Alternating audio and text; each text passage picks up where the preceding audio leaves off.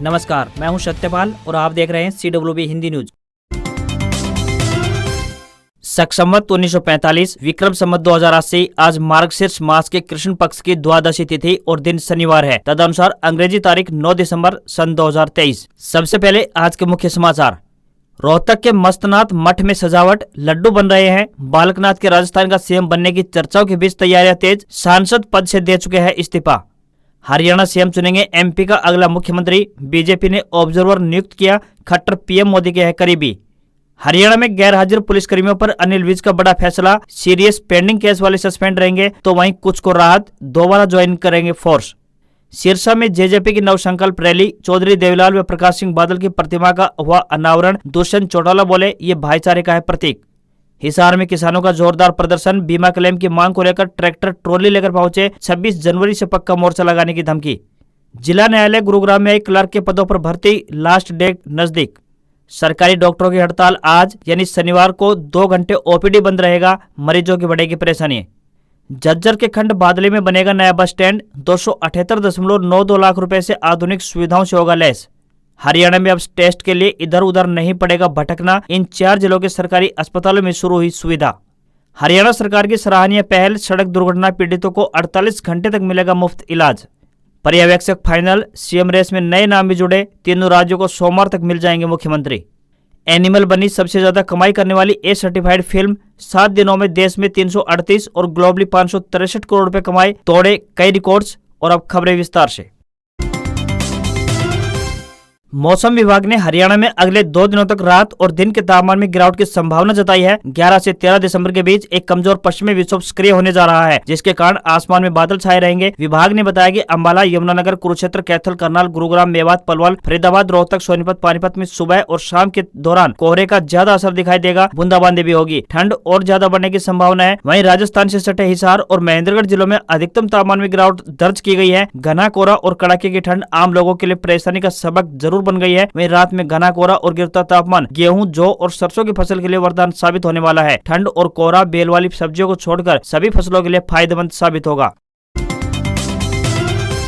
हरियाणा के रोहतक स्थित मस्तनाथ मठ में सजावट चल रही है। इस मठ के महंत बाबा बालकनाथ के राजस्थान का CM बनने की चर्चाओं के बीच मठ में तैयारियां जोर शोर से चल रही है। बाबा बालकनाथ हाल ही में राजस्थान की तिजारा विधानसभा सीट से BJP के विधायक चुने गए हैं। इसके बाद वे लोकसभा के सांसद पद से इस्तीफा दे चुके हैं। बाबा बालकनाथ राजस्थान में ही अलवर लोकसभा सीट से BJP के सांसद थे। बालकनाथ के समर्थकों को उम्मीद है कि अगले 1 से 2 दिन में उन्होंने राजस्थान का CM बनाए जाने की घोषणा हो सकती है। ऐसे में उनके समर्थकों ने एडवांस में ही खुशियां मनाने की तैयारियां शुरू कर दी है। बाबा बालकनाथ 1 से 2 दिन में रोहतक स्थित मस्तनाथ मठ में भी आने की संभावना बन रही है।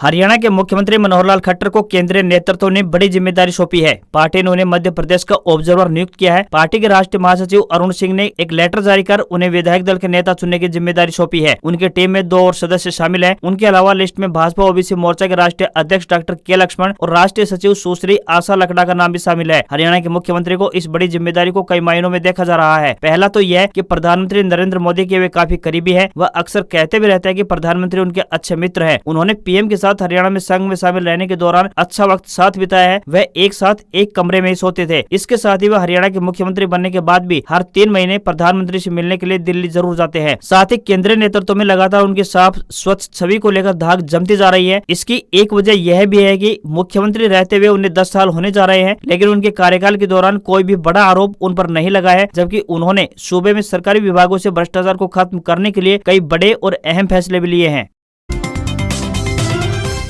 हरियाणा के भिवानी महेंद्रगढ़ लोकसभा क्षेत्र से भारतीय जनता पार्टी यानी BJP के सांसद चौधरी धर्मवीर सिंह ने संसद सत्र के दौरान लिव इन रिलेशनशिप और लव मैरिज पर ठोस कानून बनाने की मांग की है। सांसद धर्मवीर सिंह ने लिव इन रिलेशनशिप को खतरनाक बीमारी बताते हुए कहा कि इसके खिलाफ कानून बनाया जाना अनिवार्य है। साथ ही इसमें युवाओं के परिजनों की सहमति को अनिवार्य बनाने की मांग उठाई। इससे पहले हरियाणा की खाप पंचायतों ने पिछले दिनों लिव इन और लव मैरिज पर लड़के लड़की के माता पिता की गवाही अनिवार्य बनाने की मांग की थी। चौधरी धर्मवीर सिंह ने कहा कि लव मैरिज में तलाक के चांस ज्यादा होते हैं, इसलिए शादी जैसे मामले में वर और वधु के परिवार की मंजूरी अवश्य होनी चाहिए। सांसद ने कहा कि वे संसद और सरकार के समक्ष गंभीर मसले को रख रहे हैं। भारत देश संस्कृति और वसुधैव कुटुंबकम के लिए विख्यात है।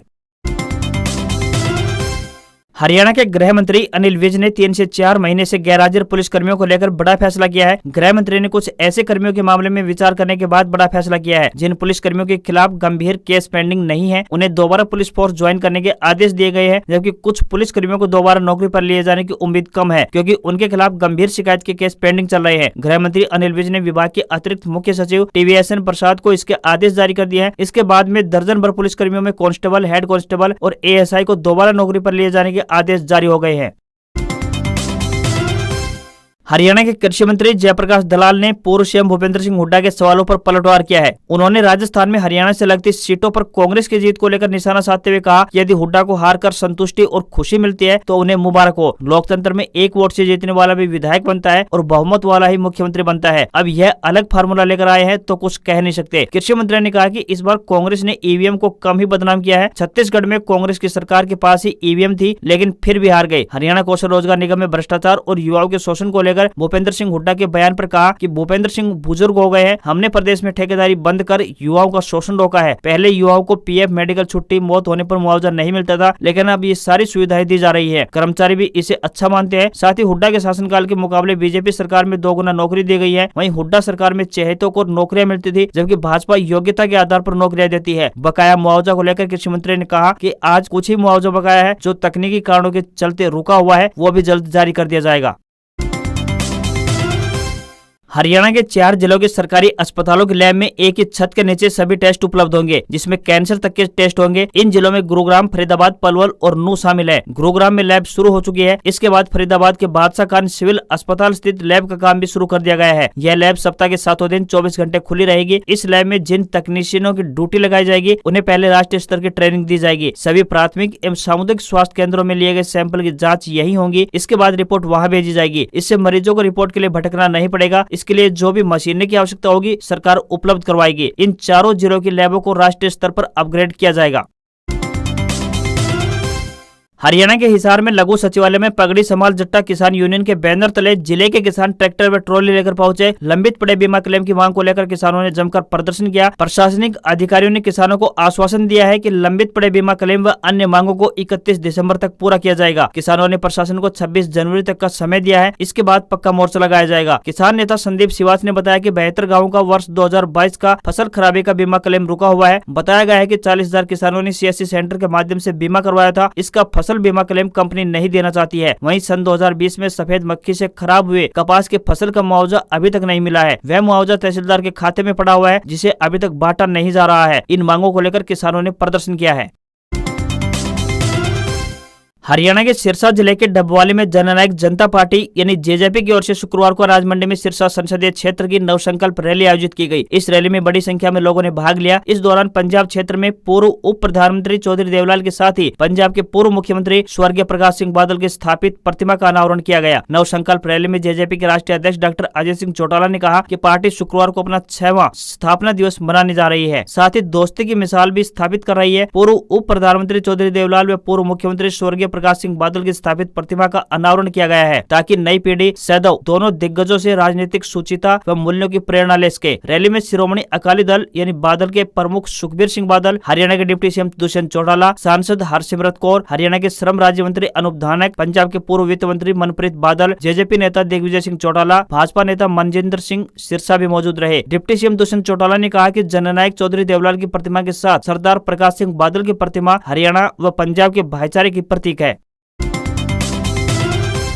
हिमाचल प्रदेश में वर्ल्ड हेरिटेज कालका शिमला ट्रैक रेलवे प्रबंधन हॉलीडे स्पेशल ट्रेन शुरू करने जा रहा है। विंटर टूरिस्ट सीजन को देखते हुए क्रिसमस से एक दिन पहले यानी 24 दिसंबर से स्पेशल ट्रेन चलाई जाएगी। यह ट्रेन अगले साल 25 जनवरी तक चलाई जाएगी। स्पेशल ट्रेन में 7 कोच होंगे। क्रिसमस और न्यू ईयर पर शिमला में पर्यटकों की संख्या कई गुना बढ़ जाती है। सोलन की कसौली, बड़ोग, कंडाघाट, शिमला, नारकंडा, कुफरी इत्यादि पर्यटन स्थलों पर 100% ऑक्यूपेंसी हो जाती है। इसी तरह बर्फ होते ही शिमला जिले के ऊंचे क्षेत्रों में बर्फ देखने की चाहत में हजारों सैलानी पहाड़ों का रुख करते हैं। इसे देखते हुए रेलवे प्रबंधन स्पेशल ट्रेन चलाने का निर्णय लिया है। पिछले सालों के दौरान यह हॉलीडे स्पेशल ट्रेन नवंबर में शुरू कर दी जाती थी, लेकिन इस बार बरसात के दिए जख्मों की वजह से कम टूरिस्ट ही पहाड़ों पर आ रहे हैं। ऊंचे इलाकों में जैसे जैसे बर्फबारी हो रही है, इसे देखने की चाहत में पर्यटकों की संख्या में इजाफा होने लगा है। डिस्ट्रिक्ट एंड सेशन जज गुरुग्राम की तरफ से क्लर्क के पदों पर भर्ती के लिए आवेदन मांगे गए हैं। जो भी उम्मीदवार इन पदों के लिए इच्छुक है वह अपने आवेदन भेज सकते हैं। पुरुष या महिला जो भी उम्मीदवार इच्छुक है वह अपने आवेदन भारतीय डाक के माध्यम से भेज सकता है। फिलहाल इन पदों पर 6 महीने के लिए नियुक्ति की जा रही है। आवेदन करने की अंतिम तिथि 22 दिसंबर 2023 तय की गई है। इन पदों के लिए उम्मीदवार का स्नातक पास होना जरूरी है। किसी वर्ग के उम्मीदवार का कोई भी आवेदन शुल्क नहीं देना होगा। आयु सीमा 18 वर्ष से लेकर 42 वर्ष के बीच होनी चाहिए। इन पदों के लिए आपको ऑफलाइन आवेदन भेजने होंगे। हरियाणा के पूर्व वित्त मंत्री एवं भाजपा नेता कैप्टन अभिमन्यु एक दिवसीय दौरे पर शुक्रवार को रेवाड़ी पहुंचे। इस दौरान उन्होंने पूर्व मुख्यमंत्री चौधरी भूपेंद्र सिंह हुड्डा पर जमकर हमला बोला। कैप्टन ने कहा कि भूपेंद्र हुड्डा ने अपने 10 साल के शासन में ठेकेदारी प्रथा को बढ़ावा देते हुए नौकरी माफिया खड़ा कर दिया था। इस माफिया ने ही प्रदेश के युवाओं को जमकर लूटने का काम किया। ठेकेदारी प्रथा को बढ़ावा ही नहीं दिया बल्कि इसके तहत दी गई नौकरियों में खूब अनियमितताएं भी बरती गई। सिंचाई विभाग में बेलदार तक लगाने में योग्यता की बजाय विधायकों का कोटा फिक्स होता था। प्रदेश के तमाम विभागों में खर्ची और पर्ची के जरिए नौकरियां बांटी गई, जिसके कारण योग्य लोग नौकरी पाने में नाकाम रहे। मंत्री और विधायकों की सिफारिश पर नौकरियां नीलाम की जाती थी। डीसी रेट की प्रथा शुरू करने में हुड्डा सरकार ने नियमों को पूरी तरह से ताक पर रख दिया था। वहीं भाजपा शासन में नौकरी माफिया खत्म होने के साथ साथ खर्ची और पर्ची का खेल भी बंद हुआ। कैप्टन अभिमन्यु ने कहा कि भाजपा देश ही नहीं बल्कि हरियाणा में फिर से सरकार बनाने जा रही है। नेशनल टेस्टिंग एजेंसी यानी एनटीए की तरफ से ग्रुप डी की सीईटी परीक्षा के रिजल्ट को अंतिम रूप देने की तैयारियां शुरू हो चुकी हैं। एनटीए की ओर से हरियाणा कर्मचारी चयन आयोग यानी HSSC से अभ्यर्थियों का आर्थिक सामाजिक अंकों का ब्यौरा मांगा गया है। इन्हीं अंकों के आधार पर एनटीए द्वारा अभ्यर्थियों का सीईटी स्कोर निर्धारित किया जाएगा। संभावित है कि एनटीए इसी महीने परीक्षा परिणाम जारी कर देगी। उधर अभ्यर्थियों ने मांग उठाई है कि पहले ग्रुप सी की भर्तियों को पूरा किया जाए ताकि युवाओं को पहले बड़ी नौकरी के लिए चयन होने का अवसर मिल सके। गौरतलब है कि हरियाणा में ग्रुप सी के 32,000 और ग्रुप डी के 13,000 से ज्यादा पदों पर नियुक्तियां की जानी है। दोनों के लिए संयुक्त पात्रता परीक्षा यानी सीईटी हो चुकी है। ग्रुप सी की भर्ती में 4 गुना अभ्यर्थियों को बुलाने का मामला अदालत में है। ऐसे में यह भर्ती बीच अधर में लटक गई है। फिलहाल सरकार ग्रुप डी के पदों को भरने की तैयारी में है।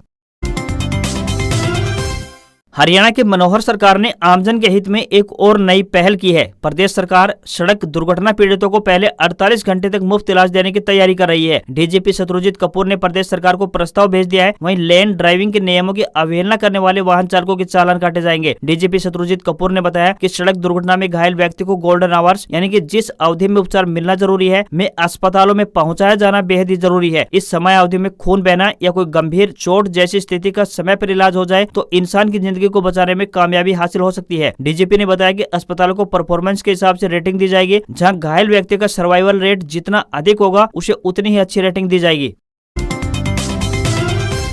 भारतीय शेयर बाजार ने फिर से नया ऑल टाइम हाई बनाया है। कारोबार के दौरान सेंसेक्स ने 69,893.80 के स्तर को छुआ तो वहीं निफ्टी ने 21,006.10 के लेवल पर पहुंच गया। हालांकि कारोबार बंद होने पर सेंसेक्स 303.91 अंक चढ़कर 69,825.60 के स्तर पर बंद हुआ। वहीं निफ्टी में भी 68.25 अंकों की तेजी दिखाई दी और ये 20,969.40 के स्तर पर बंद हुआ। सेंसेक्स के 30 शेयरों में से 19 में तेजी और 11 में गिरावट देखने को मिली। सेंसेक्स के टॉप गेनर्स में HCL टेक और JSW स्टील रहे। गिरावट वाले शेयरों की बात करें तो इसमें ITC, Mahindra and Mahindra, Bajaj finance और टाटा मोटर्स रहे। $1 का रेट 83 रुपए 43 पैसे के स्तर पर पहुंच गया है। वहीं भारतीय सराफा बाजार में 24 कैरेट के 10 ग्राम सोने की कीमत 62,407 रुपए है। वहीं 22 कैरेट प्योरिटी वाला 10 ग्राम सोना 57,164 रुपए का हो गया है। इसके अलावा 999 प्योरिटी वाली 1 किलो चांदी 73,600 रुपए पर पहुंच गई है। वहीं एक अन्य खबर पर नजर डालें तो 8 दिसंबर को UPI से पेमेंट के लिमिट को 1 लाख रुपए प्रतिदिन से बढ़ाकर 5 लाख रुपए कर दिया है। फिलहाल ये सुविधा हॉस्पिटल और शैक्षणिक संस्थानों में UPI से पेमेंट करने पर मिलेगी। वहीं NPCI की वेबसाइट के मुताबिक अभी नॉर्मल UPI पेमेंट की लिमिट 1 लाख रुपए है, जबकि कैपिटल मार्केट, कलेक्शन, इंश्योरेंस और फॉरेन इनवर्ड रेमिटेंस की लिमिट 2 लाख रुपए है। आज खबरों में बस इतना ही। देखते रहिए आपका अपना हरियाणा का सबसे बेहतरीन news channel CWB Hindi news. नमस्कार। इसी आशा के साथ आपका दिन शुभ रहे।